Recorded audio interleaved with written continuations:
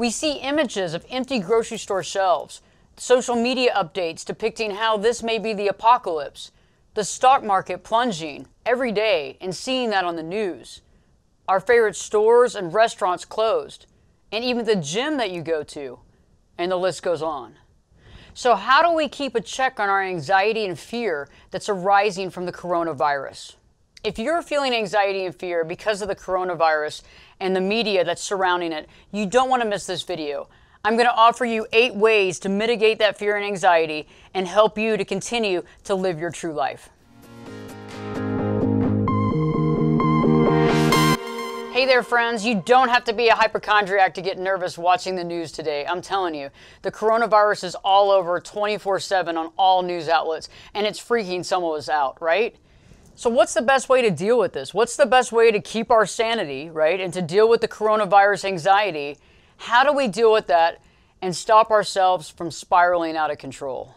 In today's video, I'm going to offer you 8 ways of working with your anxiety and being able to really live your best life in the middle of this insane situation.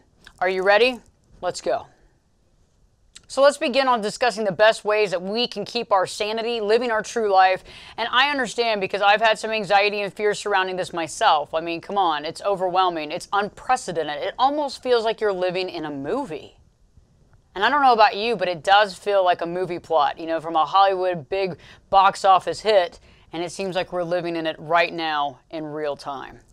Okay, so the first thing that I want you to be aware of, and something that you can incorporate in your day-to-day life, especially if you're in full quarantine at this moment, is to limit your media intake. This is extremely important. I know it's hard to limit it because you may be home, unable to work, and you have the TV on. Okay, and I get it. And we want to be aware of what's happening. However, we need to be aware of our energy and our emotions. And we need to be aware of our energy and our emotions and understanding what we feel when we're hearing and seeing certain things. Okay, and so remember, when we hear things or we have thoughts, we create feelings or emotions from it, right? So when we're hearing some of this stuff that's on the media, it can be extremely overwhelming. We can feel powerless, okay? And so I want you to really limit that media that makes you feel hopeless, that makes you feel anxiety, that makes you feel fear, okay? Because you don't need any more of this, right? So I want you to be aware of that. There's other things to watch and there are other things to be doing. And so right now the best thing to do is if you're watching the media, if you got something in the background, just turn it off. Silence can be golden for a little while. And let's continue going through these 8 steps so that you can begin to limit the amount of anxiety that you're feeling and continue to be productive during the situation. The second thing that I want you to begin to do is to choose the right media for you. Okay, and what does that mean? That means choosing uplifting, proactive media that makes you feel good. The opposite of that is what? Doomsday media, right? Everything's fearful. We're all going to die. That is not the media that I want you to be choosing, okay? So I want you to remember also that everything we hear and everything we see goes into our subconscious, even if we're not consciously aware of it. So think about it. That means that you have a duty to yourself to only allow media in that makes you feel better, that is not fear-based, and actually allows you to realize that you do have power and you're not powerless. Because remember, if we feel powerless and we feel overwhelmed, even if it's just subconscious, we're going to act on that fear. We're going to act out of that state of mind, which is not a positive state of mind, right? It keeps us worried, and it usually keeps us in a state of flux where we can't really work on what we need to work on because we're so overwhelmed with the situation that we feel powerless to. Okay, guys, the third thing, I know that many of you have gyms that are closed. The gyms have closed and you can't work out there. I get it. That sucks, okay? But what we can do is we can begin to exercise at our home. We can begin to do some dancing around, turn the music up, start dancing, dancing for 30 minutes to an hour, really get those endorphins going. Many of you have yoga mats at home that haven't been used in a really long time, okay? So let's get that yoga mat out. Let's put on the yoga video, whatever we need. Put on YouTube. I mean, YouTube's got yoga videos out the yang. I mean, you'll find something. So put something on, be active, right? Be creative. So this means that you got to be creative. We can't just go to the gym, get on the elliptical, do our thing, right? We got to be creative. And another thing that I want you to think about is that let's get really fit. Let's use some of this time to start getting our fitness goals. Like really start thinking, what is our fitness goals and what are some small things that I can do every day to get to that goal, okay? We don't have to be living in a state of flux when we're at home. We can actually be productive, but in order to do that, right, we have to work with that fear so that we can actually focus on things that are good for us, right? So that's why this video is important, because until we work with our fear, we can't focus on the things we need to be doing, right? Because we're just so stressed out and overwhelmed. So start the exercise, dancing, yoga, whatever that looks like, and get going and be creative. The fourth thing that I want you to do is to put energy into what you can control. The more energy you put into something that you can't control makes you less productive, right? So we put all this energy in something that we can't control, we become less productive, we become overwhelmed, we feel really small, and then we are unable to actually be productive and to create things in our daily lives, so we beat ourselves up. Right? And so then we have this negative cycle of kind of anger, resentment, and just negative energy that's not helping us. And I talk about this in the 10-day challenge to live your true life. And I talk about being productive and being aware of where you are putting your energy at. So the reason why I talked about really being aware of media is if you're putting that energy in that media that's scaring you, it's taking away from the energy that you need to do the things that you need to do in your life. Just because you're stuck at home, just because you're going through a quarantine doesn't mean that you're going to stop living. Okay, so I want you to be living your true life. This is important right now. It's more important than it's ever been, really. Okay, so when we focus on that, taking that energy and being aware of where am I putting my energy all day long. Okay, and really getting an inventory of that. Are you looking at social media maybe too much? Is it overwhelming to you? Are you looking at media too much as making you feel really small and powerless? These are things that we need to eliminate at this point so that we can take the energy back and begin to either exercise with it, work on our projects, work from home, whatever that looks like, and doing things that are productive that actually helps us instead of taking away from our value.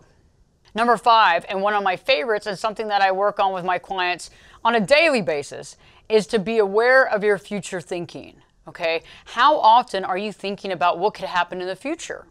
And we do that a lot, right? And we do that about anything, especially about something like this. Oh God, what if we're stuck in our home for the next 5 months? What if I can't work out? What about my job? What's gonna happen? What about my kids? And you start running down that thought process, right? Doesn't help anybody. It scares the living crap out of us, right? And it makes us unproductive and stuck. So what I'm asking you to do is be aware of that future thinking.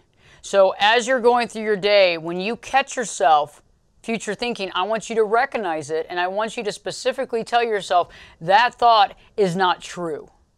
Okay, anytime that we future think, none of it ever happens that way. Okay, not even the stuff that you want to happen doesn't happen that way. Okay, so when we get into future thinking, what are we doing? We're thinking about something that's really not going to happen. We're creating our own reality, in this situation, a really negative reality. We're actually taking ourselves out of living. Now we're on the sidelines of life, and we're no longer in reality or being mindful or being in the moment. Okay, so being aware of that and taking inventory, recognizing it, stopping it, and reminding ourselves that it's not true is profound and needs to be done on a daily basis, moment to moment, to keep your sanity in the situation.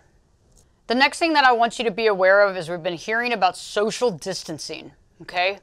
And I get it, but I think that's not really the right terminology we need to be using. It needs to be physical distancing, okay? You can still be social. For God's sakes, pick up the phone and call a friend. Text a friend. Get on social media. Have group chats. Get on Skype. Do what you need to do. You don't need a social distance at all. Just physical distancing. Okay? And I think that's a misnomer. I think we need to realize that a lot of people are talking about social distancing, and when we do, we feel like we're even more alone. Right? And so I want you to keep your social outlets. I want you to connect with your friends and family. I want you to be on Skype. I want you to have those Skype parties. I want you to be involved, right? It just means not inviting 50 people over to your house, right? Don't invite people over there. Just remember, you can be socially connected. Just a reminder that it's the physical distance, not the social distancing.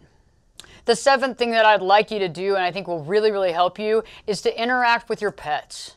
Interact with your dog, your cat, your bird, your snake, whatever, and give them a lot of love and attention. Okay, because right now, if you're home, and a lot of us we're stressed out about work and what have you, but we are home, so we might as well make the best of it. So make that time with your animal and show your animal how much you love them. Okay, and if some of you are out there saying, I don't have one, this might be the time to really think about honestly adopting a pet. And you have to really think about it for the long haul, okay? This is an animal, this is a being that will be in your life for a very long time. And if you're prepared for that, this is the perfect time to adopt an animal that needs a home, okay? So interacting with your pet, petting your pet, hanging out, playing catch, having a good time, this is the perfect time. And if you don't have one, definitely consider adopting one from a local shelter. The shelters are really full right now. Some people, unfortunately, have dumped their animals because they think they can get sick from them, which is just not the case. There's been tests to show, and honestly, you know, it's a sad state of affairs, and everybody needs a good home. So if you're thinking about this, this is definitely the right time. And for all of you that already have your pets, stick by them. Be there for them, take care of them, and now you have more time to love them. Last but not least, I want to remind you, you are not alone. We are all in the same boat together. It can feel really overwhelming though, okay? And so I want you to realize that the social distancing is just not appropriate. It's about physical distancing. I want you to continue to strengthen your relationships, your bonds with family and friends. I want you to really be involved as much as you can remotely and digitally, right? Just because you're not there doesn't mean that you're not there in love and spirit. And I want you to really stay connected. And again, it can feel very lonely, but that's part of the fear factor. Once you realize we're all in the same boat, we're all waiting for this to blow over, we're all hoping that less people get ill and people survive, and you realize that we're all kind of coming together as a community. And you know, honestly too, a good idea is to really show compassion toward people at this time. You know, it's a good time to be compassionate and really care about your fellow man. Everybody's in the same boat, everybody's scared, and everybody hopes that they don't give it to someone else or that they don't get sick. So thinking about this right now also helps you to get out of your own thoughts and realize that you can help other people as well. Okay, so let's not stop giving back. Let's realize that there are still homeless. There's still a huge homeless population. There's still people out there that don't have food. I mean, remember also during this time when there's no school, kids don't get the lunches that they normally get, and so they go hungry. So there's a lot of things that you can participate in. You don't have to be there right face to face, but you can participate by helping even Meals on Wheels with the elderly. You can give back to the food pantries. There's so many outlets for you right now to help people, and I encourage you to do that because it helps us become more powerful, it strengthens us, it bonds us, and it takes us out of that fear factor that makes us unproductive and feel overwhelmed. I hope this video has helped you. Please share this with everybody you know. Okay, everybody you know can benefit from this video. Everybody you know to some degree is scared, even if they're saying that they're not and it's not going to happen. I get it. But at the same point, a lot of people don't want to deal with it because it's just so much. It's so overwhelming. And so let's not divide over this issue. Let's come together over this situation and try to help everybody, because eventually it's going to go away. It's going to blow away. We're going to be back to normal. But let's use this time to do the best we can to really be focused and to live our true life. Take care. If you haven't already, please subscribe to my channel and give us a like on this video if this has helped you as well, and any other suggestions that you have on dealing with the fear and anxiety around the coronavirus is helpful for our community. We can learn from everyone, and that's what's so important at this time. Let's come together, and don't forget to live your true life.